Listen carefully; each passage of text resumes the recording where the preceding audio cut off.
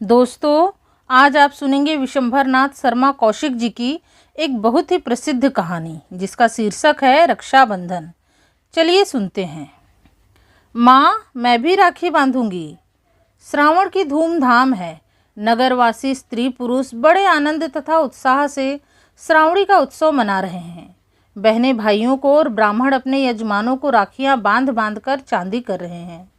ऐसे ही समय एक छोटे से घर में 10 वर्ष की बालिका ने अपनी माता से कहा, माँ, मैं भी राखी बांधूंगी।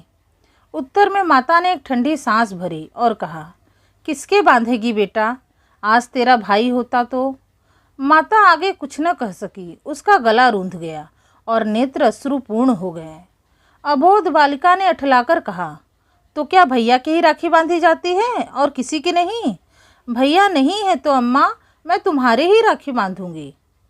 इस दुख के समय में भी पुत्री की बात सुनकर माता मुस्कुराने लगी और बोली, अरे तू इतनी बड़ी हो गई है, भला कहीं माँ के भी राखी बांधी जाती है?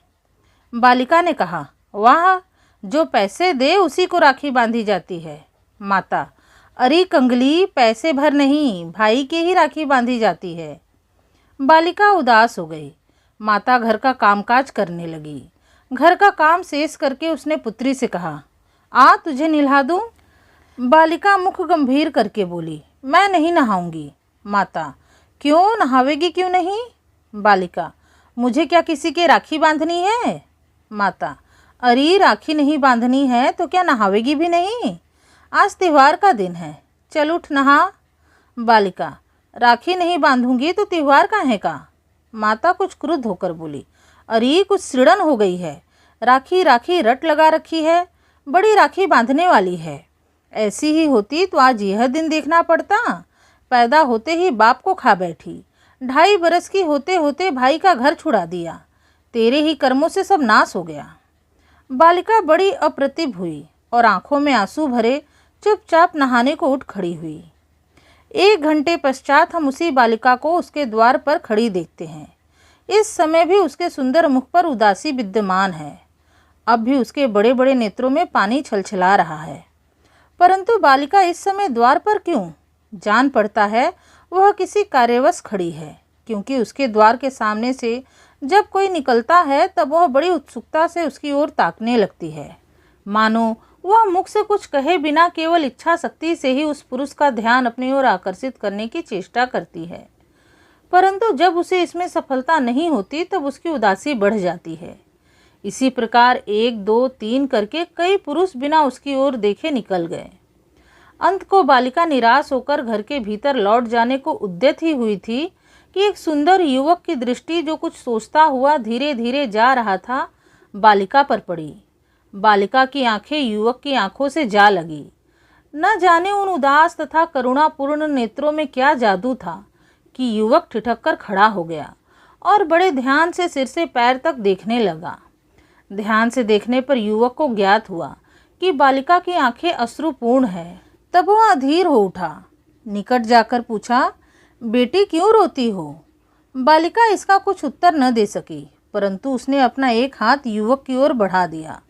युवक ने देखा कि बालिका के हाथ में एक लाल डोरा है। उसने पूछा, यह क्या है?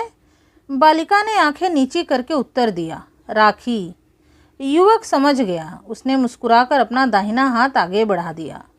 बालिका का मुख कमल खिल उठा। उसने बड़े चाव से युवक के हाथ में राखी बांध दी।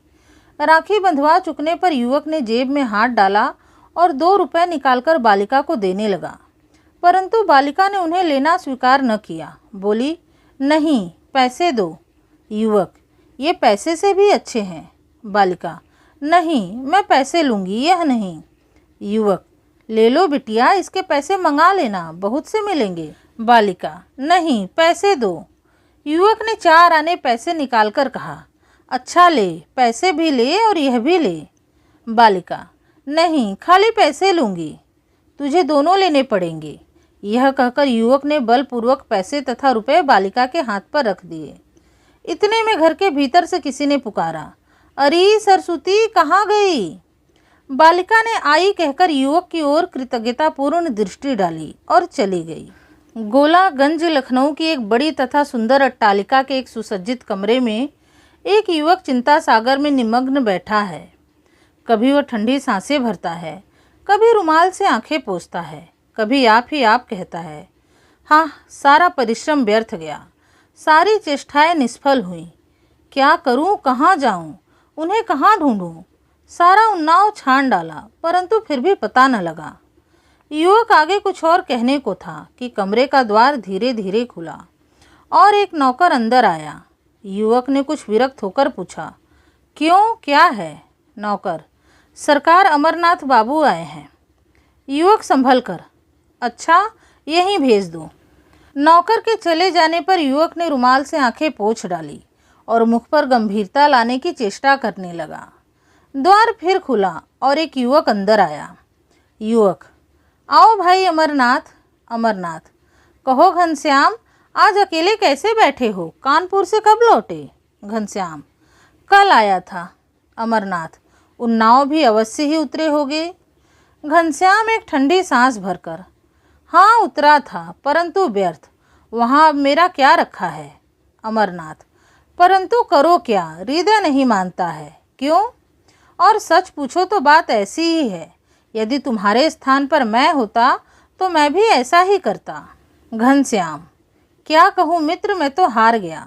तुम तो जानते ही हो कि मुझे लखनऊ आकर रहे 1 वर्ष हो गया और जब से यहाँ आया हूँ उन्हें ढूंढने में कुछ भी कसर उठा नहीं रखी, परंतु सब व्यर्थ। अमरनाथ, उन्होंने उन्नाव न जाने क्यों छोड़ दिया और कब छोड़ा इसका भी कोई पता नहीं चलता। घनश्याम, इसका तो पता चल गया ना कि वे लोग मेरे चले जाने के 1 वर्ष पश्चात उन्नाव से चले गए, परंतु कहाँ गए यह नहीं मालूम। अमरनाथ, यह किससे मालूम हुआ? घनश्याम, उसी मकान वाले से जिसके मकान में हम लोग रहते थे। अमरनाथ, हाँ शोक। घनश्याम, कुछ नहीं, यह सब मेरे ही कर्मों का फल है। यदि मैं उन्हें छोड़कर न जाता, यदि गया था तो उनकी खोज खबर लेता रहता, परंतु मैं तो दक्षिण जाकर रुपया कमाने में इतना व्यस्त रहा कि कभी याद ही न आई, और जो याद भी आई तो क्षण मात्र के लिए। उफ, कोई भी अपने घर को भूल जाता है? मैं ही ऐसा अधम। अमरनाथ बात काट कर, अजी नहीं, सब समय की बात है। घनश्याम, मैं दक्षिण न जाता तो अच्छा था। अमरनाथ, तुम्हारा दक्षिण जाना व्यर्थ तो नहीं हुआ? यदि न जाते तो इतना धन। घनश्याम, अजी चूल्हे में जाए धन, ऐसा धन किस काम का? मेरे हृदय में सुख शांति नहीं तो धन किस मर्ज की दवा है? अमरनाथ, ये हाथ में लाल डोरा क्यों बांधा है? घनश्याम, इसकी तो बात ही भूल गया, यह राखी है। अमरनाथ, वाह भाई, अच्छी राखी है। लाल डोरे को राखी बताते हो? यह किसने बांधी है? किसी बड़े कंजूस ब्राह्मण ने बांधी होगी। दुष्ट ने 1 पैसा तक खर्चना पाप समझा, डोरे से ही काम निकाला। घनश्याम, संसार में यदि कोई बढ़िया से बढ़िया राखी बन सकती है तो मुझे उससे भी कहीं अधिक प्यारा यह लाल डोरा है। यह कहकर घनश्याम ने उसे खोलकर बड़े यत्नपूर्वक अपने बक्स में रख लिया। अमरनाथ, भाई तुम भी विचित्र मनुष्य हो, आखिर यह डोरा बांधा किसने? घनश्याम, एक बालिका ने। पाठक समझ गए होंगे कि घनश्याम कौन है। अमरनाथ, बालिका ने कैसे बांधा और कहाँ? घनश्याम, कानपुर में। घनश्याम ने सारी घटना कह सुनाई। अमरनाथ, यदि यह बात है तो सत्य ही यह डोरा अमूल्य है। घनश्याम, न जाने क्यों उस बालिका का ध्यान मेरे मन से नहीं उतरता। अमरनाथ, उसकी सरलता तथा प्रेम ने तुम्हारे हृदय पर प्रभाव डाला है। भला उसका नाम क्या है? घनश्याम, नाम तो मुझे नहीं मालूम, भीतर से किसी ने उसका नाम लेकर पुकारा था, परंतु मैं सुन न सका। अमरनाथ, अच्छा खैर, अब तुमने क्या करना विचारा है? घनश्याम, धैर्य धरकर चुपचाप बैठने के अतिरिक्त और मैं कर ही क्या सकता हूँ? मुझसे जो हो सका मैं कर चुका। अमरनाथ, हाँ यही ठीक भी है, ईश्वर पर छोड़ दो, देखो क्या होता है। पूर्वोक्त घटना को हुए 5 वर्ष व्यतीत हो गए। घनश्याम दास पिछली बातें प्रायः भूल गए हैं, परंतु उस बालिका की याद कभी कभी आ जाती है। उसे देखने वे एक बार कानपुर गए भी थे, परंतु उसका पता न चला। उस घर में पूछने पर ज्ञात हुआ कि वह वहाँ से अपनी माता सहित बहुत दिन हुए न जाने कहाँ चली गई। इसके पश्चात ज्यों ज्यों समय बीतता गया उसका ध्यान भी कम होता गया, पर अब भी जब वे अपना बक्स खोलते थे तब कोई वस्तु देखकर चौंक पड़ते और साथ ही कोई पुराना दृश्य भी आंखों के सामने आ जाता है। घनश्याम अभी तक अविवाहित हैं। पहले तो उन्होंने निश्चय कर लिया था कि विवाह करेंगे ही नहीं, पर मित्रों के कहने और स्वयं अपने अनुभव ने उनका विचार बदल दिया। अब वे विवाह करने पर तैयार हैं, परंतु अभी तक कोई कन्या उनकी रुचि के अनुसार नहीं मिली। जेठ का महीना है। दिन भर की जला देने वाली धूप के पश्चात सूर्यास्त का समय अत्यंत सुखदायी प्रतीत हो रहा है। इस समय घनश्याम दास अपने कोठी के बाग में मित्रों सहित बैठे मंद मंद शीतल वायु का आनंद ले रहे हैं। आपस में हास्य रसपूर्ण बातें भी हो रही हैं। बातें करते करते एक मित्र ने कहा, अजी अभी तक अमरनाथ नहीं आए? घनश्याम, वह मनमौजी आदमी है, कहीं रम गया होगा। दूसरा, नहीं रम नहीं, वह आजकल तुम्हारे लिए दुल्हन ढूंढने की चिंता में रहता है। घनश्याम, बड़े दिल लगी बाज हो। दूसरा, नहीं दिल लगी की बात नहीं है। तीसरा, हाँ परसों मुझसे भी कहता था कि घनश्याम का विवाह हो जाए तो मुझे चैन पड़े। ये बातें हो ही रही थी कि अमरनाथ लपकते हुए आ पहुँचे। घनश्याम, आओ यार, बड़ी लंबी उम्र, अभी तुम्हारी ही याद हो रही थी। अमरनाथ, इस समय बोलिए नहीं, नहीं तो एकाध को मार बैठूंगा। दूसरा, जान पड़ता है कहीं से पिटकर आए हो। अमरनाथ, तू फिर बोला, क्यों? दूसरा, क्यों बोलना, किसी के हाथ बेच खाया है? अमरनाथ, अच्छा दिल लगी छोड़ो, एक आवश्यक बात है। सब उत्सुक होकर बोले, कहो कहो क्या बात है? अमरनाथ घनश्याम से, तुम्हारे लिए दुल्हन ढूंढ ली है। सब एक स्वर से, फिर क्या तुम्हारी चांदी है? अमरनाथ, फिर वही दिल लगी, यार तुम लोग अजीब आदमी हो। तीसरा, अच्छा बताओ कहाँ ढूंढी? अमरनाथ, यहीं लखनऊ में। दूसरा, लड़की का पिता क्या करता है? अमरनाथ, पिता तो स्वर्गवास करता है। तीसरा, यह बुरी बात है। अमरनाथ, लड़की है और उसकी माँ, बस तीसरा कोई नहीं। विवाह में कुछ मिलेगा भी नहीं, लड़की की माता बड़ी गरीब है। दूसरा, यह उससे भी बुरी बात है। तीसरा, उल्लू मर गए पट्ठे छोड़ गए, घर भी ढूंढा तो गरीब। कहाँ हमारे घनश्याम इतने धनाढ़े और कहाँ ससुराल इतनी दरिद्र, लोग क्या कहेंगे? अमरनाथ, अरे भाई, कहने और न कहने वाले हम ही तुम हैं, और यहाँ उनका कौन बैठा है जो कहेगा? घनश्याम दास ने एक ठंडी सांस ली। तीसरा, आपने क्या भलाई देखी जो यह संबंध करना बिचारा है? अमरनाथ, लड़की की भलाई?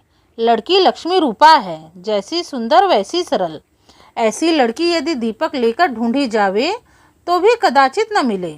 दूसरा, हाँ यह आवश्यक एक बात है। अमरनाथ, परंतु लड़की की माता लड़का देखकर विवाह करने को कहती है। तीसरा, यह तो व्यवहार की बात है। घनश्याम, और मैं भी लड़की देखकर विवाह करूँगा। दूसरा, यह भी ठीक है। अमरनाथ, तो इसके लिए क्या विचार है? तीसरा, विचार क्या, लड़की देखेंगे। अमरनाथ, तो कब? घनश्याम, कल। दूसरे दिन शाम को घनश्याम और अमरनाथ गाड़ी पर सवार होकर लड़की देखने चले। गाड़ी चक्कर खाती हुई याहियागंज की एक गली के सामने जा खड़ी हुई। गाड़ी से उतरकर दोनों मित्र गली में घुसे। लगभग 100 कदम चलकर अमरनाथ एक छोटे से मकान के सामने खड़े हो गए और मकान का द्वार खटखटाया। घनश्याम बोले, मकान देखने से तो बड़े गरीब जान पड़ते हैं। अमरनाथ, हाँ बात तो ऐसी ही है, परंतु यदि लड़की तुम्हारे पसंद आ जाए तो यह सब सहन किया जा सकता है। इतने में द्वार खुला और दोनों भीतर गए। संध्या हो जाने के कारण मकान में अंधेरा हो गया था, अतएव ये लोग द्वार खोलने वाले को स्पष्ट न देख सके। एक दालान में पहुंचने पर ये दोनों चारपाइयों पर बिठा दिए गए और बिठाने वाली ने जो स्त्री थी कहा, मैं जरा दिया जला लूं। अमरनाथ, हाँ जला लो।